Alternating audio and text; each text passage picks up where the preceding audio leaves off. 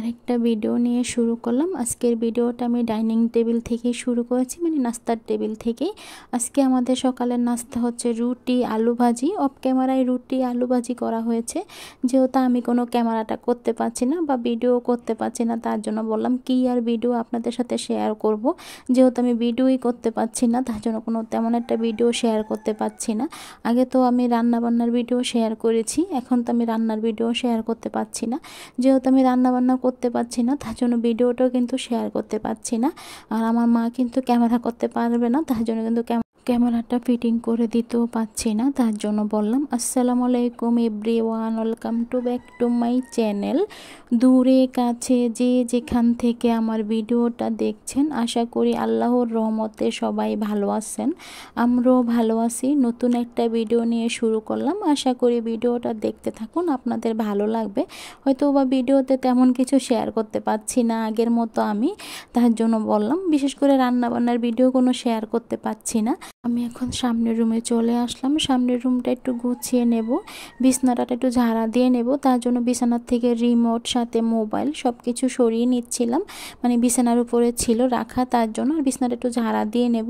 আর বেশি কিছু তো আর আপনাদের সাথে শেয়ার করতে পারছি না, তার জন্য বললাম। আমার মা রান্না করছে, আমি রান্নাঘরের ভিডিওটা এখন করছি না, তার জন্য বললাম। যেহেতু আমার মা ক্যামেরার সামনে আসতে চাচ্ছে না, তার জন্য কিন্তু আমি ক্যামেরাটা করতে চাচ্ছি না, তার জন্য বললাম। দূরে কাছে যে যেখান থেকে আমার ভিডিওটা দেখছেন, প্লিজ লাইক দিয়ে ভিডিওটা দেখা শুরু করবেন। আর যদি ভিডিওটা ভালো লাগে, ভিডিওটা শেয়ার করে দেবেন, সাথে চ্যানেলটা সাবস্ক্রাইবার করে রেখে দেবেন। যারা অলরেডি আমার চ্যানেলটা সাবস্ক্রাইবার করে দিয়েছেন, তাদেরকে অসংখ্য ধন্যবাদ আমার চ্যানেলটা সাবস্ক্রাইবার করে দেওয়ার জন্য, আমার পাশে থাকার জন্য, আমাকে সাপোর্ট করার জন্য। তাদেরকে অসংখ্য অসংখ্য ধন্যবাদ। কি বলবো বন্ধুরা, আমি অসুস্থ হয়েছি এই কথাটা আমার মা যখন শুনতে পেরেছে, তখন কিন্তু আমার মা কিন্তু বাড়ির থেকে চলে এসেছে, যে আমার মেয়ে রান্না করতে পারছে না, আমার মেয়ে বিছানার থেকে উঠতে পারছে না, আমার মেয়ে রান্না করার জন্য খেতে পাচ্ছে না। আমার মা কিন্তু চলে এসেছে। আজকে মা আছে বলে কিন্তু মা আজকে চলে এসেছে। যদি আজকে মা না থাকতো, যেরকম বাবা নেই, বাবা যদি বেঁচে থাকতো, তাহলে কিন্তু বাবাও আসতো মেয়েকে দেখার জন্য। আজকে মা আছে বলে মা কিন্তু আমাকে রান্না করে খাওয়াচ্ছে, তারপরে সকালবেলা কি খাবো, বিকালে কি খাবো, এগুলা তৈরি করে খাওয়াচ্ছে, মানে নাস্তা পানি। তার জন্য বললাম আমার কখন কি লাগবে এগুলা কিন্তু মাই দেখছে। হয়তো বা আমি ভিডিও করতে পারছি না, মানে আমি অল্প কিছুটা ভিডিও করি, যেহেতু আমি কোনো বিছানার থেকে উঠতে পারছি না, আমার নিজের শরীর ভালো লাগে না, তার জন্য। আর যেহেতু আমার আম্মা কোনো ক্যামেরা করতে পারবে না, তার জন্য কিন্তু আমিও কোনো ক্যামেরা করতে পারছি না। তার জন্য বললাম সবাই আমার মার জন্য, মানে আমার আম্মার জন্য সবাই দোয়া করবেন, যাতে আমার আম্মা সুস্থ থাকে, ভালো থাকে। আমি সবার কাছে দোয়া চাচ্ছি আমার মার জন্য, আমার মা যাতে সুস্থ থাকে। আপনারা অনেকেই বলেছেন আমার মাকে দেখানোর জন্য, কিন্তু আমার আম্মা কিন্তু ক্যামেরার সামনে আসতে চাচ্ছে না।